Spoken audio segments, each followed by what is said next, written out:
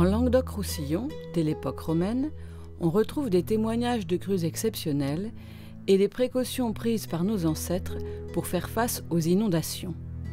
Depuis des siècles, l'architecture du pont du Gard lui permet de résister aux colères de la rivière du Gardon. Pour empêcher que l'eau d'un cours d'eau ne se répande sur un territoire, on construit parfois des digues. Mais nous allons voir que cette protection ne date pas d'aujourd'hui.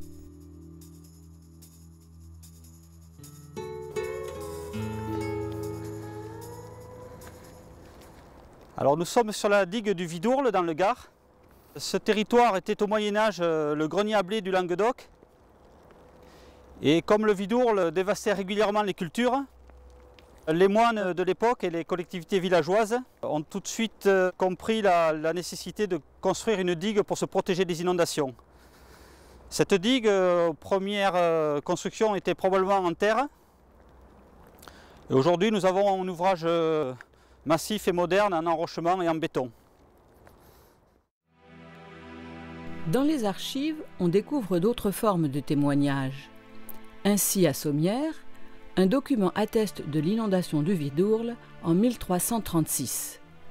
D'autres documents, comme le registre de la paroisse de Saint-Pons ou les annales de Sommières de Jean Cabane, font allusion à une crue catastrophique en 1723. Ce fut un débordement de notre rivière des plus furieux et des plus extraordinaires que l'on eût jamais vus, et que s'il plaît à Dieu, l'on ne verra jamais plus. De cette manière, on constate que l'histoire de Sommières est marquée par des crues exceptionnelles en 1723, 1745 et 1754.